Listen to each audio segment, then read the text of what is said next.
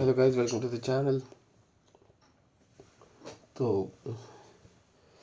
आज हम अ, जो जिस फिलासफ़र के बारे में पढ़ना स्टार्ट करेंगे उसका नाम है जीन बरीडन। जीन बरीडन, ठीक है। Before starting out this lecture यार, मेरे दिमाग में कई सारी चीज़ें हैं जो मैं क्लियर आउट करना चाहता हूँ। आप लोग सोच रहे होंगे कि मैं ये वीडियोस क्यों पुट अप करता हूँ। यार मेरे को एक चीज़ पता चल गई कि जितना मैं बोलूँगा ना, मेरा दिमाग उतना ही ऑर्गेनाइज होगा और चीज़ें कनेक्ट होंगी, क्योंकि बोलने से ही चीज़ें कनेक्ट होती हैं और इनफैक्ट नए चीज़ें अनलॉक होती हैं, नए कनेक्शन बनते हैं, नई चीज़ सीखने को मिलती है। इसलिए जॉर्डन पीटरसन बकता रहता है, नए नए लेक्चर है वो बार बार क्यों वो सेम ही क्रिश्चियनिटी के लेक्चर बोलता रहता है। कभी समर के लेक्चर निकाल देगा, कभी विंटर के लेक्चर निकाल देगा। वो इसलिए निकालता है क्योंकि जब हम बोलते हैं तो हमारे थॉट्स जो अंडरलाइन जो आसपास घूम रहे होते हैं वो कंसोलिडेट होते हैं, इसलिए राइटिंग हेल्प आउट करती है। तो मैं बोलूँगा कि आप ऑफ कोर्स एक और रीज़न है कि मेरे पास ऐसी बातें करने को कोई है नहीं, क्योंकि मेरे आसपास जो भी सोशल सर्कल है वो नहीं कर रहा, ये सब चीज़ें नहीं पढ़ता और उनको ये सब चीज़ें करने में मज़ा नहीं आता। मेरे को आता है, मेरे को नई चीज़ें सीखनी है, क्योंकि मेरे को पता है कि मैं एक जर्नी में हूँ, ठीक है। और जर्नी में अच्छी चीज़ें भी होंगी, बुरी चीज़ें भी होंगी। जब अच्छी चीज़ें होंगी तो ज़्यादा खुश नहीं होना है, बुरी चीज़ें जो होंगी वो उनको लेके रोना नहीं है और अट्रैक्ट करना है, खुश रहना है। सबसे पहले मेन चीज़ तो ये है कि खुश रहना है और इन्जॉय करना है और नई नई चीज़ें देखनी है, सीखनी है। सबसे पहले लर्निंग करनी है, ठीक है। ये पूरी उम्र भर तक मैं यही प्रिंसिपल के साथ रहूँगा और आई होप आपको भी ये चीज़ ऐसे ही आपकी वैल्यूज़ रहें। और let's start with this philosopher जिनका नाम है जीन बरीडन। ओके, अब इस वीडियो को 1.5x की स्पीड पे देखना। ये मैं वीडियो इसलिए पुट अप कर रहा हूँ ताकि 8-9 साल के बाद जब मैं ये वीडियोस देखूं तो मेरे को पता हो कि मेरा माइंड सेट क्या था और मैं किन चीज़ों को लेकर टेंशन में था। और अभी भी मेरे को बीच बीच में टेंशन होती है, पर मैं कोशिश करता हूँ कि ना लूँ, क्योंकि मेरे हाथ में मेरे हाथ में है चीज़ें। मेरा काम सिर्फ काम करना और मैं वो कर रहा हूँ। तो लेट्स स्टार्ट। सबसे पहले ये एक बहुत बहुत बड़े 14th सेंचुरी के फ्रेंच फिलासफ़र हैं, ठीक है। फ्रेंच फिलासफ़र का क्या मतलब है, हमने अभी एक इंडिविजुअल के बारे में डिस्कस किया था जो सिगमंड फ्रॉइड की बुक्स, जो लेक्चर, जो 5 लेक्चर थे उसने उसको फ्रेंच में ट्रांसलेट किया था। तो ये भी वहीं उसी लैंड से आते हैं, 14th सेंचुरी से ये पैदा हुए थे। आपके जीन बुरी बुरीडन, ओके, 301 में पैदा हुए थे। तब वहाँ पे जो टाउन है जिसका नाम है बर्थमीन,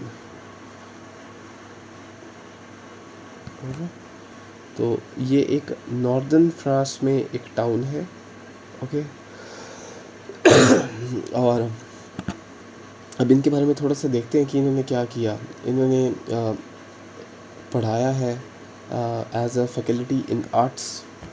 इंडिया में क्यों आर्ट्स को बुरा बोला जाता है वो भी उसके ऊपर भी मैं वीडियो बनाऊंगा। मैं समझाऊंगा क्या रीज़न है, क्योंकि ये सब चीज़ें जिनके बारे में मैं पढ़ रहा हूँ ये कौन ही पढ़ेगा, ठीक है। लोगों को इंजीनियरिंग करनी है, पैसे कमाने हैं और सोच चीज़ें, पर लास्ट में जाके मर जाते हैं। फिर बोलते हैं पॉइंट ज़िंदगी का क्या पॉइंट है, तो उनको रिलीजन जैसा डिज़ाइन दे दिया जाता है जिसके ऊपर उनको लगता है कि क्या है, तो एक मीनिंग प्रोवाइड करता है रिलीजन, ठीक है। Whereas if you read more of existentialist like Kafka, like Albert Camus, you read more about um, Nietzsche and Tolstoy and some other philosophers, you'll understand that religion is a scam and people are more getting fooled by such designs, and there's no point to this life. Life is meaningless, but do we have any other choice? Yes, like Kamu said that you have to be optim uh, optimist, yet be happy. So खुश होना कि life का कोई meaning नहीं है, rather than attach कर लेना आपको अपने आप को मदर फादर लाड़ी बच्चे घर परिवार, मेरा नेबर, मेरी माँ, मेरा रिलीजन, मेरी कास्ट, मेरा job profile, what is that. कुछ किसी चीज़ से अटैचमेंट रखनी ही नहीं। हम सिर्फ एक पैसिव एजेंट की तरह आएंगे, खाएंगे पिएंगे काम करेंगे चल जाएंगे। Hardly cares, nobody cares.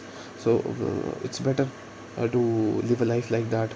तो जीन बॉडिडियन के बारे में हम बात कर रहे थे। 14th सेंचुरी के बहुत बहुत बहुत बहुत बड़े इन्फ्लुएंशियल फ़िलासफ़र रह चुके हैं। इन्होंने काम किया है आपका फैकल्टी ऑफ आर्ट्स में, यूनिवर्सिटी ऑफ पेरिस में इन्होंने अपना करियर की शुरुआत की थी। फोकस किया था इन्होंने लॉजिक के ऊपर। लॉजिक का काम अरिस्टोटल ने स्टार्ट कर दिया था अपने टाइम पे। एंड इन्होंने क्या किया था,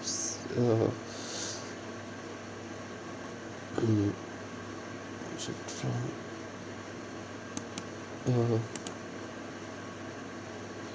इन्होंने सीड डाला था। सीड का नाम लिखा हुआ है यहाँ पे, कोपरनिकन रेवोल्यूशन। अगर आपको पता है ये क्या चीज़ है तो मेरे को बताओ, ठीक है, क्योंकि मैंने पढ़ा हुआ है और मेरे को याद है। ठीक है, इस वीडियो को पॉज करो और नीचे लिखो कि क्या है ये। ठीक है, तो लेट्स स्टार्ट। इससे पहले हम बात करेंगे कि लोग बोलते थे ना कि एक टाइम पे कि यहाँ पे सन है, ठीक है, और अर्थ यहाँ पे है, जो सही है।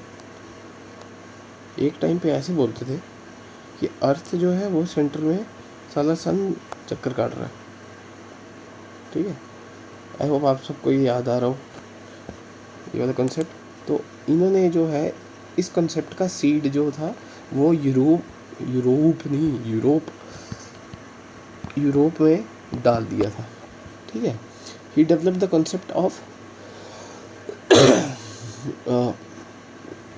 ने कॉन्सेप्ट दिया था जिसका नाम था एम्पीटस।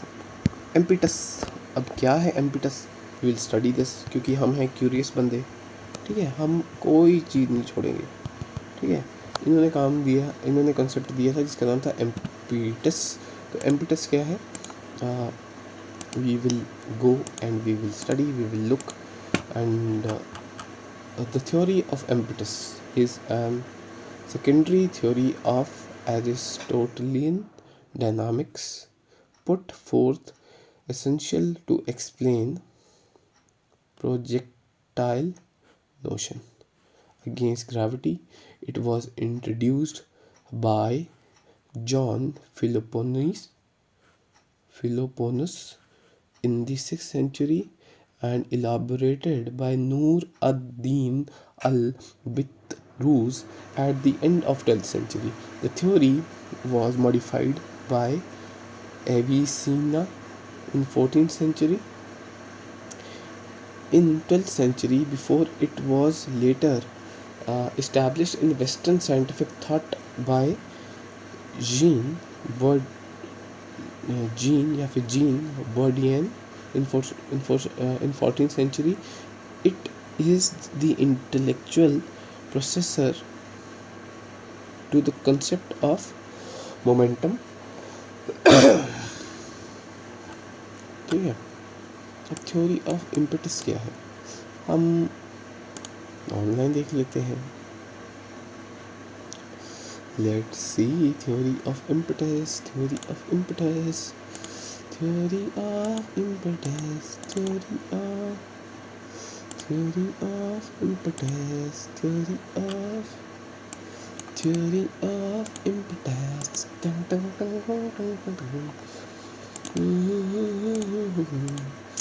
Theory of impetus.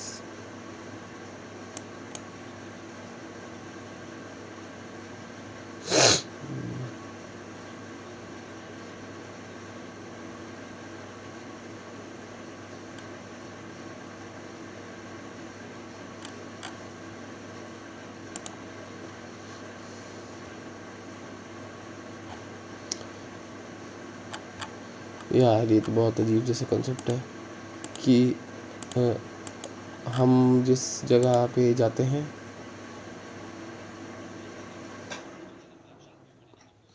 जीन ड्यूरेट ने दिया था 14 सेंचुरी में। अब इसका ये है कि इसका बोल इम्पटस का मतलब है कि when a mover sets a body in motion they implant into its certain force enable it to move in a direction in which the mover starts.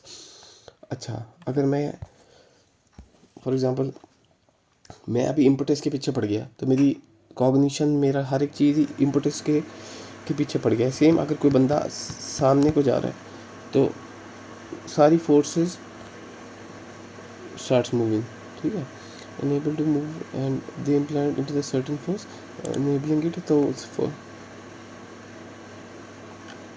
Hmm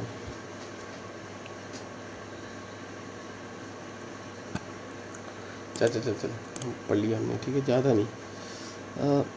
impetus के बारे में, the first step towards the concept of inertia, the first step towards the concept of inertia, he develop the concept of impetus. इसी ने दिया था impetus. The first step towards the concept of inertia, inertia क्या है ये मेरे को बताओ, ठीक है, पॉज करो, नीचे लिखो। मैं आपको बताता हूँ। Inertia is a natural tendency of object in motion to stay in motion and object at rest to stay at rest, ठीक है। कि इनर्शिया का मतलब है कि अगर कोई चीज़ ऐसे ऐसे घूम रही है तो वो घूमती रहेगी, पर अगर कोई चीज़ स्थिर है तो वो स्टिल ही रहेगी, ठीक है, ये है इनर्शिया। तो the first step towards the modern concept of inertia and important development in the history of medieval sciences. तो काफ़ी बड़ा ये फिगर रह चुका है। नोन एज दी, अब हिज नेम इज़ मोस्ट, अब जैसे हमने इसके बारे में पढ़ाई कि जो गधे का एक्सपेरिमेंट है वो इसके नाम के ऊपर है, ठीक है। जैसे हमने पीछे वाला कंसेप्ट ये पढ़ा था ना, गधे वाला, कि वो ये तो इसी के नाम के ऊपर है। कि मतलब लेट्स कनेक्ट दिस, ओके। तो गधा, इनर्शिया, और क्या बोलते हैं, गधा, इनर्शिया और क्या बोलते हैं, इम्पिटस, ये कंसेप्ट जो है, मतलब डोंकी, आई इम्पिटस और इनर्शिया कंसेप्ट इस जीन वाले, जीन बर्डन के नाम पे है, ठीक है। तो आई होप आपको मज़ा आ रहा है अभी तक। मेरे को तो बड़ा मज़ा आता है क्योंकि ऐसी चीज़ें पढ़ने का। अब इनके बारे में थोड़ा सा और पढ़ लेते हैं। इन्होंने क्या किया था कि फिर ये चले गए भाई फ्रांस, फ्रांस से ही थे ना। तो इन्होंने क्या किया कि एक फ्रांस के टाउन में शिफ्ट हो गए, और थोड़े अच्छे टाउन में। फिर इन्होंने क्या किया कि यूनिवर्सिटी ऑफ पेरिस में पढ़ाई की, मास्टर ऑफ आर्ट्स किया। फिर भाई साहब ने क्या किया कि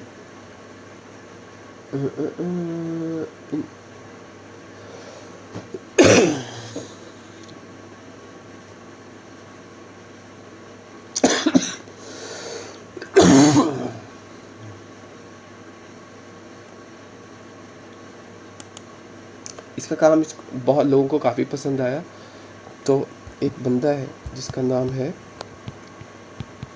ERRE दुहेन। आई एम श्योर आपको ये पता होगा कौन है बंदा। ये वही बंदा है जिसने काम किया है थर्मोडायनामिक्स के ऊपर और theory of elasticity. I am sure आपको ये सब चीज़ें याद आ रही होंगी। और इसका काम जिसने पसंद किया उसका नाम था एनी लीस मेयर। इस बंदे को मैं नहीं जानता, लेट्स सी कौन है ये एक जर्मन हिस्टोरियन है और इनका काम जो है फ़िलासफ़ी से रिलेटेड है। तो इन लोगों ने इसकी तारीफ़ की और बोला कि यार इसका काम हमें इतना अच्छा लगा कि कि इसने एक बहुत बहुत बहुत बड़ा इम्पोर्टेंट रोल जो है वो अदा किया है इन अरिस्टोटेलियन कॉस्मोलॉजी में। और इसको इनफैक्ट जो दुहेम था इसने इसको एक बहुत बहुत बहुत बड़ा दर्जा दे दिया था कि ये तो भाई फोर्थ रनर है गैलीलियो का, ठीक है। और but instead coming to the thinking that notion less इनका मेन वर्क जो है वो हमने बता दिया, theory of impetus, logic, grammar, metaphysics, natural philosophy, ethics. Okay, ये सब कॉन्सेप्ट है। आई होप आपको ये सब चीज़ें अच्छी लग रही हों और मज़ा आ रहा है। तो लाइक करो, सब्सक्राइब करो, इन्जॉय करो। वी विल रॉक एंड मज़ा आएगा। Thank you.